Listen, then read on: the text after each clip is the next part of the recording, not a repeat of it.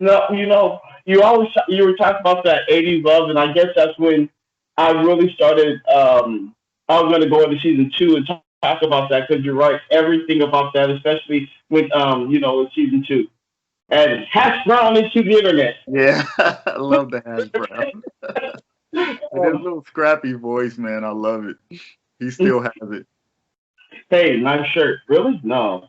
Yeah, Like the way how we made fun of his students.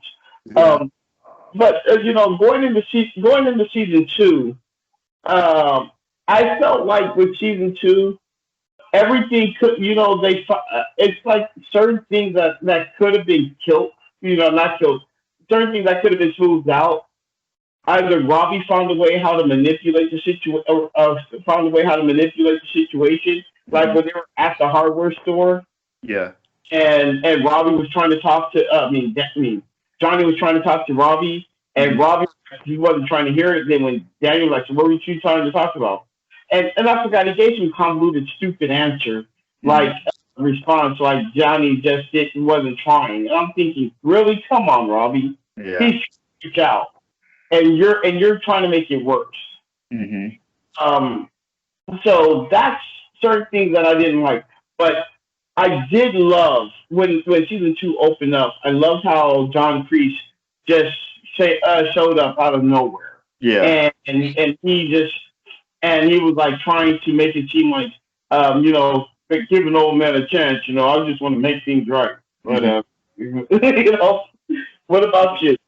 That's a good way to start to talk about Martin Cove and Crease character. I mean, I think he has a great way of he does a great thing of mixing an over the top 80s villain with a grounded,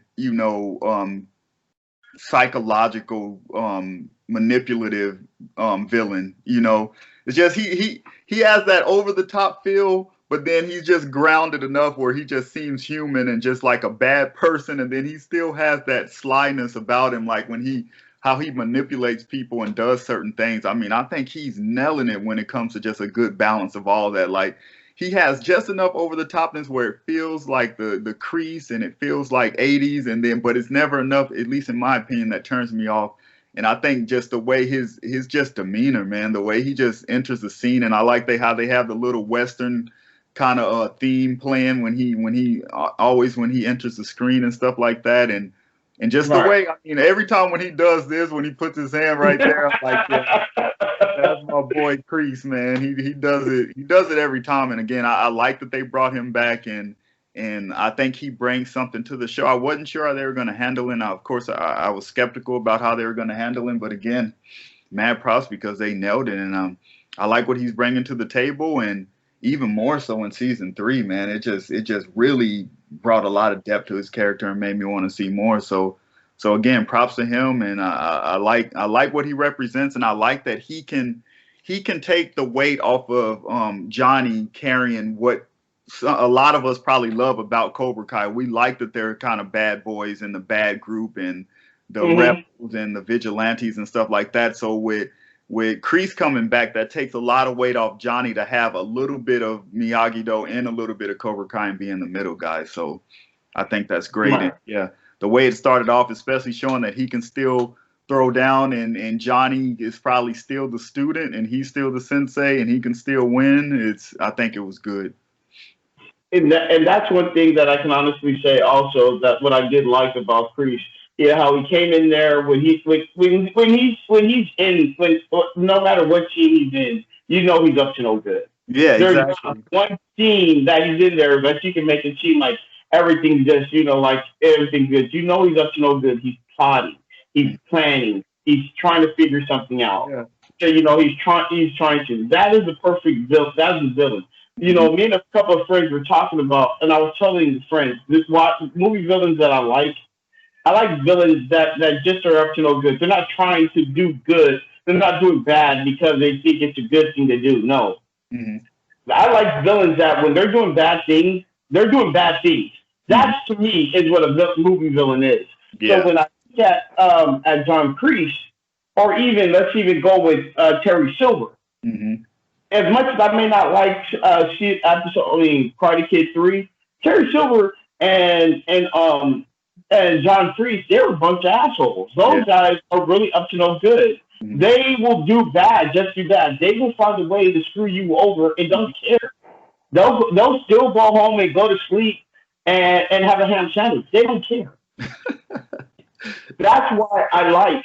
That's why I like John Kreese. Let's say every time he's there, you know he's up to no good.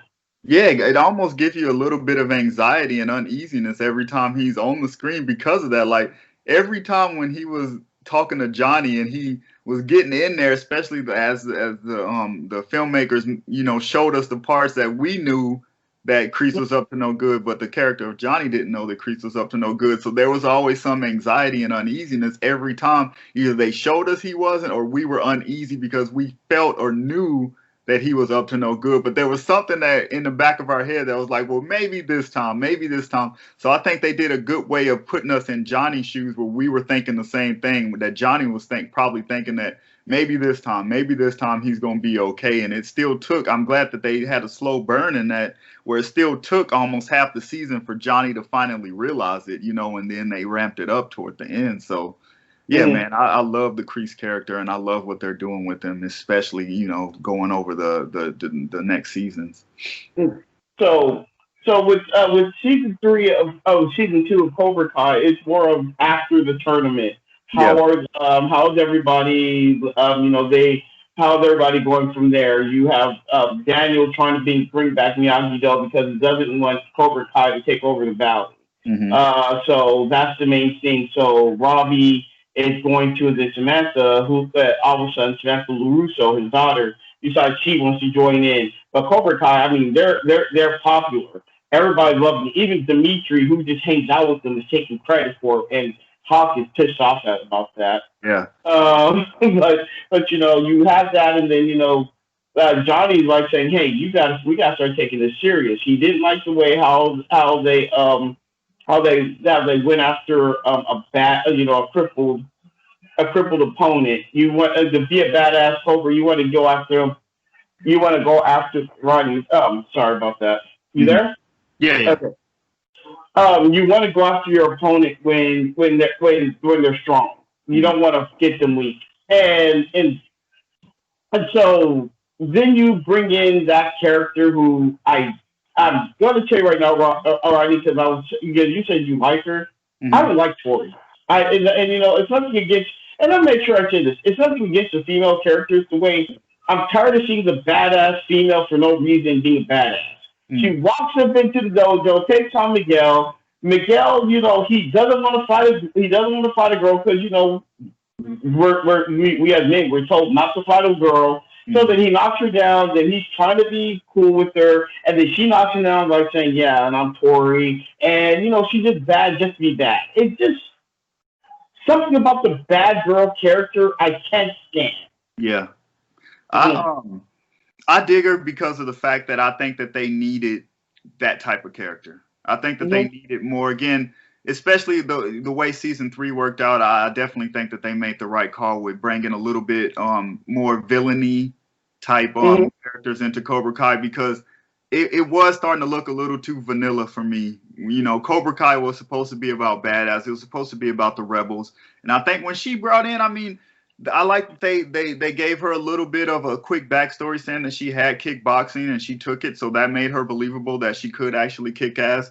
And giving her that story that she had I think she's a good it's not even a yin and yang, but she's a good counter, or not a good sidekick to Robbie, and they're expanding that in season 3, where she is this badass that had a tough upbringing, and she looks at the world, and I think that's what we're heading toward, is that the dojos have just ideological differences, philosophy differences, and stuff like that.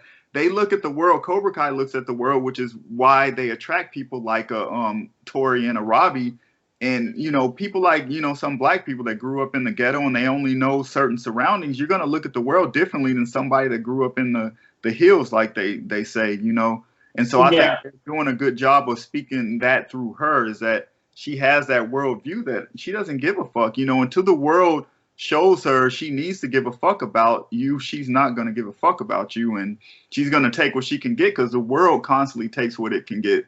So I think Mhm. that's why she falls in, and just like we do in real life with church and following certain people, certain political stances, that we feel that community, or we feel accepted in a certain group that has certain ideological views, and we feel comfortable there, and before you know it, if you're not really on your P's and Q's and you're not looking around you, you'll be manipulated, and you won't even know it until it's too late or years down the line, and you're like, wow, I was really brainwashed. And I think that's what they're representing with Tori, with her over the topness, is that she's brainwashed because of that sense of community she gets with Cobra Kai, because of how they say it's okay to hate the world, and so she's in that where she's like, oh well, cool, I can fuck with these people. So I Right. dig Tori. I think there are some points where, again, over the top, like, oh my god, when she went after Sam to set up the big school brawl, I think that was a little. That was stupid.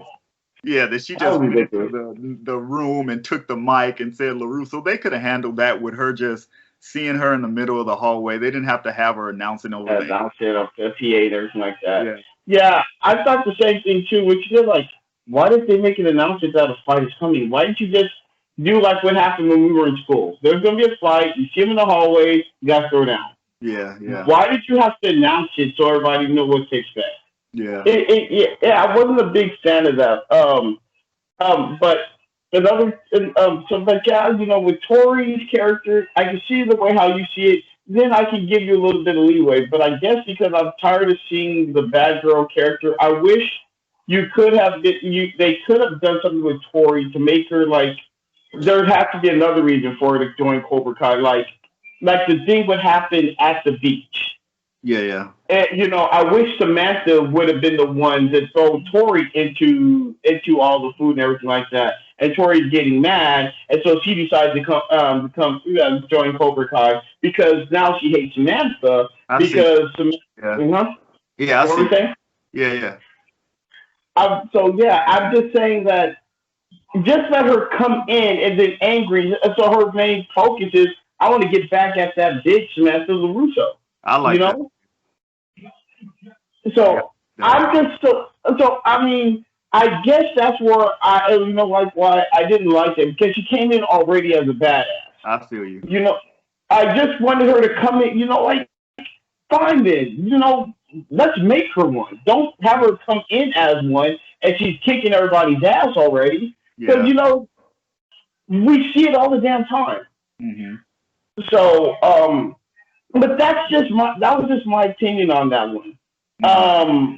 I did like, but like I was saying again, my dislike. I'm gonna say my dislike for the Samantha LaRusso character grew more with season two because of the way how again we're saying how she manipulated that. Boy, did she manipulate everything! How she just jumped to Robbie, and then how she was over there messing with Tori, and how and then the icing of the cake was that Daniel and Johnny got into a fight because of her.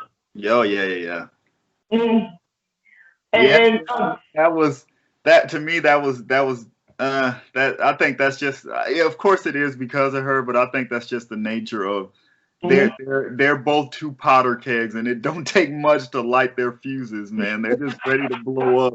If anything happens between them that can go the wayside, they're looking for it and they're waiting for it, and the way they both handle it, like you ain't gonna stop a dad from seeing. You say you got this little girl, he gonna bust down that door. You know what I'm saying? So I don't know what Johnny was thinking that he can calm down LaRusso, but I think it's just part of the show, man.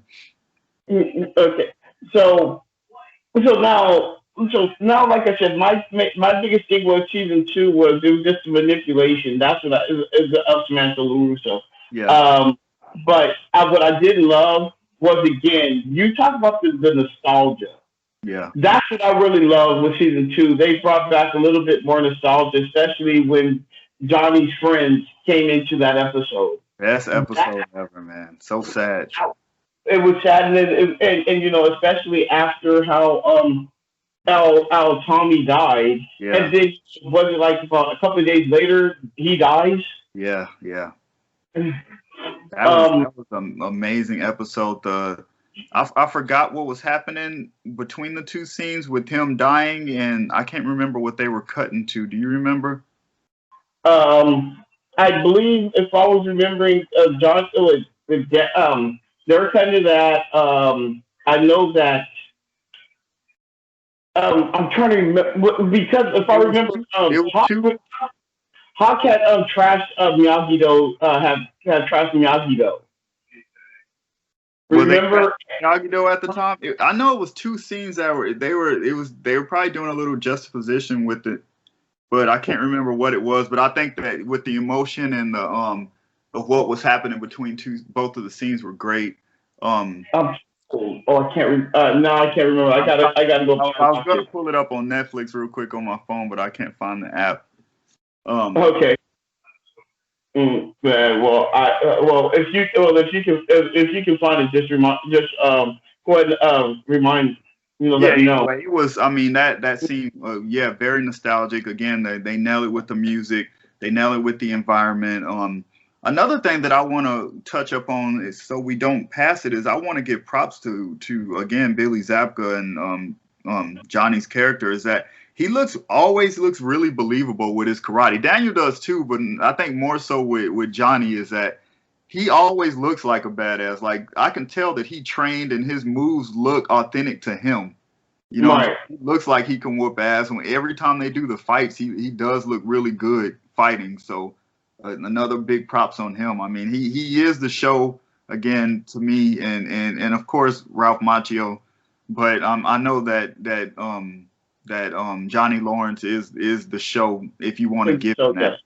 Yeah, I mean the show and everybody. He couldn't exist without everybody, you know. But I think he's a standout. But go ahead. I'm sorry. Go ahead. What were you going to say? Yeah, I'm trying to think of the other things that I liked about season 2. Season 2's kind of jumbled in my head since I just got done with season 3. I'm trying to remember all the major things that happened in season 2. I think I want to touch on that. Of course, the heart of the show is his Johnny Lawrence's relationship with Miguel. I think that just keeps evolving, especially the crazy dream that he had about his mom, Carmen. Yeah, fucking great. Oh man, yeah. Wasn't it like a white snake? Snake, yeah. So like banquet and doing all that stuff. That was great. So I love it, especially in this day and age where they make everything about race, and I think it's all in the storytelling, man. It doesn't. You can see that he's a white dude and she's Hispanic or Mexican or Latin. Yeah. Yeah, and it's like, but it doesn't, it's not a big deal. And that's what I think it has to do with just the writing and the strength. You know, you understand what they are, but, you know, they're still just people that love, you know, like and love each other, you know, and Johnny Lawrence's character, I like that. Yeah, he just doesn't give a fuck. You know, he's going to do whatever he wants to do. And if a chick is hot, a chick is hot. And if a person is cool, then they're cool. And if the son's cool, then I'm cool with them. It doesn't have to be all this other political bullshit. You know what I'm saying? So I'm glad they touching up on that. And I think their chemistry is great. I think their relationship is great. I think the way that they're establishing their relationship between all three of them. And again, this is the strength of the show is that it gives me anxiety. Like, fuck, I like the characters and I like what they're setting up so well that it's gonna suck when bad shit happens to them. You know what I'm saying? Yeah. Even though they're fictional characters, it's gonna really suck when bad shit happens. And again, I think mad props to what they accomplished as writing and running the show for me to feel that way, because I haven't felt that way about characters in a long time for a show. I mean, Mando's doing it too. Mad props. We'll get on that on another episode or another talk, and of course Game of Thrones when it was in its heyday.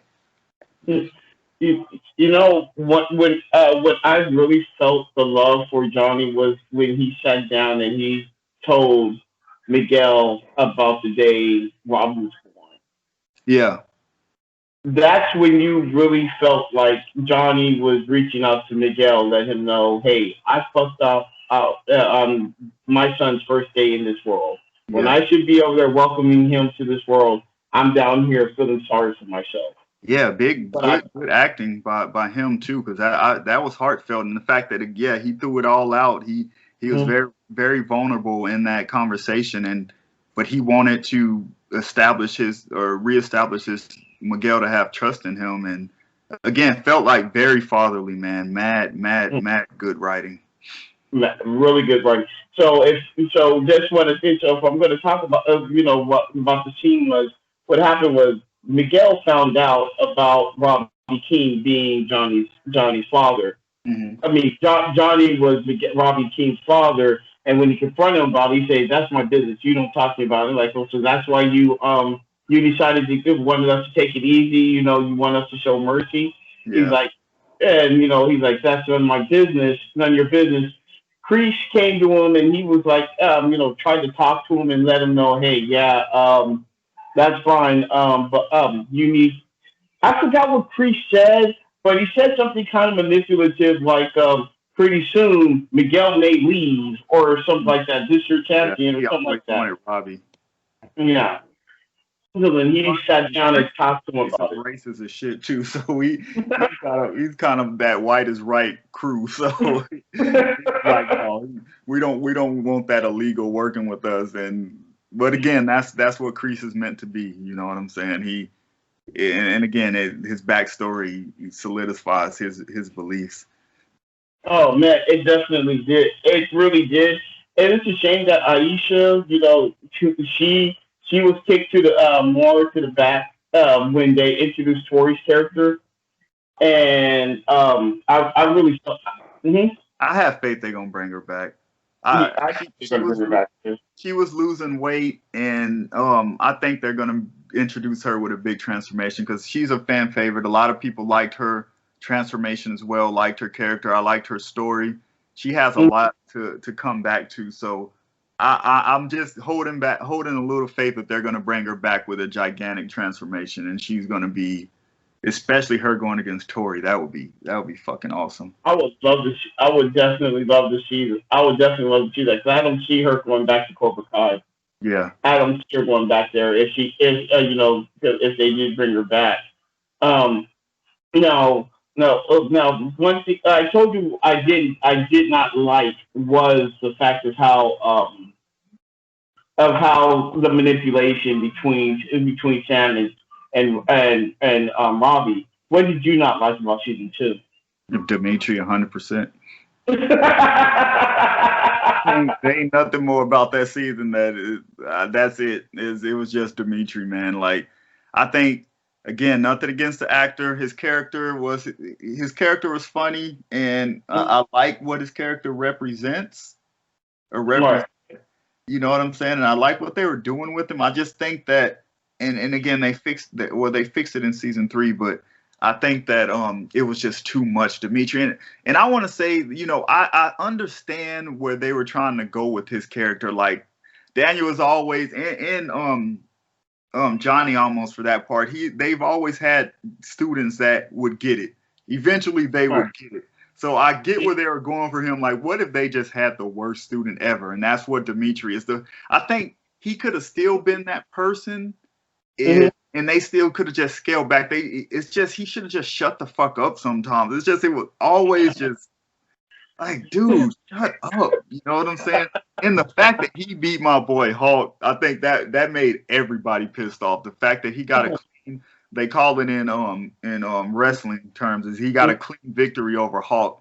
And that was the biggest slap in the fucking face. You can't give Dimitri, somebody that hasn't really trained, a clean victory over Hulk. He could have got that win, but it didn't need to be clean. Yeah, Hulk that's what I. Oh, flipped on banana or some shit. right. Something that could have helped that, not just a block, and they kicked him into the trophy case. Yeah, I hated that. I hated that. I hated that. Yeah. And I think that's what a lot of people really. I mean, you said that. Oh, everybody hated Dimitri in season two. Yeah. And I think that's why in season three they kind of they eased off on that shit. I And think they learned. I think they did too.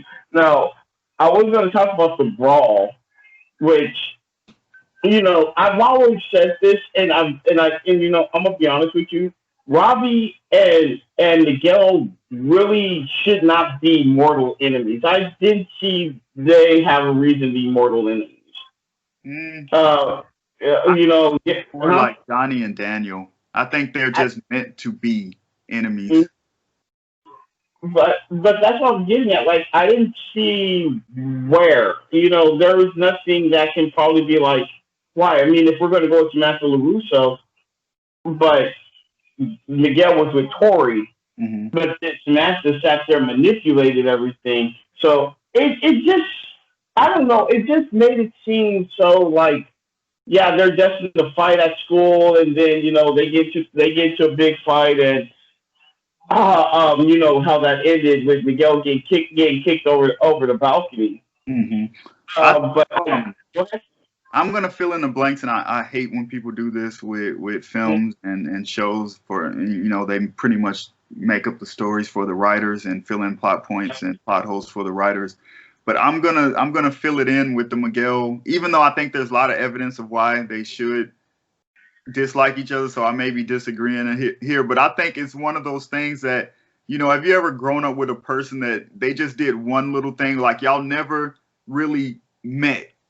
It was never Mhm. like, hey, my name is Rodney. Hey, my name is Sasha. Do you Yeah, like this? I like that. It's like you start off on awkward footing, and then that person is responsible for like a lot of the awkwardness and negativity in your life. And I think that's what's happening with Robbie and Miguel. I think that they started off on awkward footing.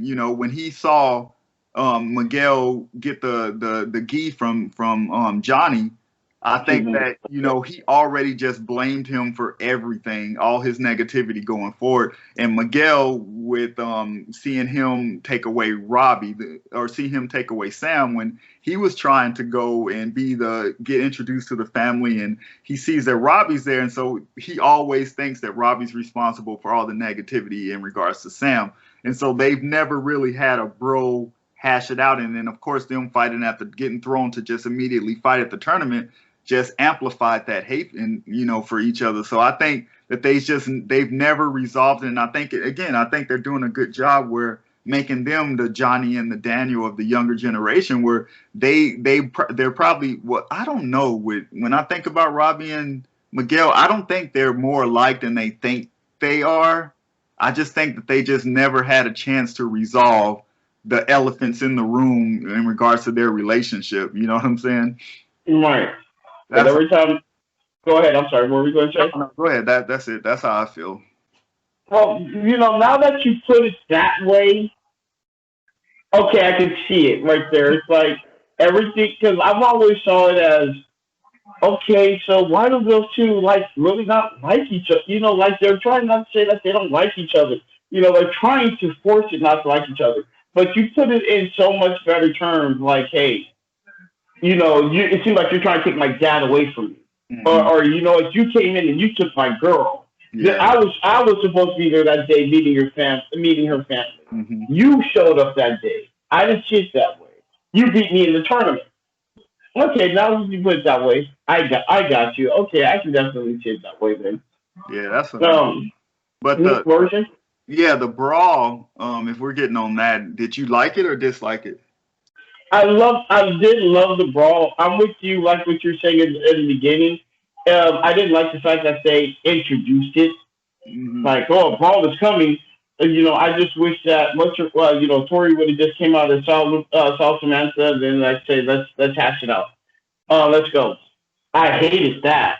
Hmm. But other than that, I loved it. I loved how that teacher, they were like, say, you need to break it up. Like, I ain't no, I ain't doing that. That was fun. And Damn, my next Stingray. I know we didn't talk about him, but of course I think it goes without saying that that character was just crazy funny, man. And when he came in just whooping kids' ass, I just look at laughed that. the whole time, man. And everything he did with I forgot the name of the game when you tape the 40s to your hands and drink it. That was hilarious. Everything about him, like I said, I think it goes without saying. I think because I know on the episode of How I Met Your Mother, they called that beer cuties. Yeah. So I don't know if they probably called it something different, but I did like the brawl. I'm with you. I hated the fact that Dimitri got a shot on Hawk. I Yeah. felt like you should have there's another opportunity to making Hawk a bigger character. That's what I was going to tell you about season one. Mhm. You could Hawk now could have been so determined to be the better one. You saw how he was is there was a fight in the mall Mhm. when he got beat up by Robbie, Mhm. and he's good friends with Miguel. So that's the champ. So he has so much like you know what? There's an incentive. I want to be better than these guys right here. Mhm. They could have made him the villain. He has the look. He has the background. He has so much going against him. You could have really made him a real focal point asshole jerk. Yeah. That's the only thing that I wish that they could have done on season two with Hawk. But that, I'm satisfied with season three though. That's what I But think. I think it helps because of season three. Maybe they had season three in mind as the reason they didn't turn Hawk super dark, even though he went pretty dark. But that might be it. maybe so. But so your overall, what is your overall on season two? Well, let me just talk quickly before I do that quickly about the brawl because I think some people think it's like some people like I think most people love it, and some people like it and some people think it's just that's just too much. I'm in the way I'm on the side of I loved it. I think the for one the choreography was great. The kids I think they committed. It looked like it was all most of it was one shot. It was a lot of continuous camera movement and continuous fighting and they look good doing it. They all committed. And if you watch it again, you can see that they did a good job, with the choreography and, the fight was believable. Again, some of it over the top, but still believable. I think it's always to me a bad thing when you have something as dramatic as somebody falling off a 2 or 3 story build, stairs and hitting a rail. Even though Right. Miguel was paralyzed from it, I just think, I think that's going to be some of the things with Cobra Kai. Is like sometimes I think, and it's a small criticism, but I think they go a little bit too far over the top when they can accomplish the same result and just scale it back a little bit. Like I think Robbie could have still did something bad to break his back or put him in the hospital, and you didn't have to have him fall. Right. Two stories. It kind of again, it's about suspension of disbelief. And Right. but the brawl was great, and so I just wanted to comment on that. I think the fights were great. I think they were believable. I like how most of them are pretty even when it comes to their skill level, and so you see a good amount of back and forth between Cobra Kai and Miyagi, though. Robbie and Miguel especially. I don't have of course, I guess I am rooting for Miguel, more than Robbie. So, Right. but I'm glad that they're pretty even. I still think Miguel should have the upper hand. I think he has more training, so he should win. But overall, man, I think the season, just like season 3, I think it had it wasn't as tight as season 1. So season 1 is a 9.5. I think season 2 is a 9. And I think they took enough step back where it took some points off, and I think it was mainly, like you said, with the Samantha stuff going back and forth, the conveniences there, her being annoying. Again, nothing against the actress. I'm sorry, it's just the way that she's portrayed, and she's there for a reason. And then again, all the Dimitri stuff, I think they just spent too much time. But everything else, I think, was good, man.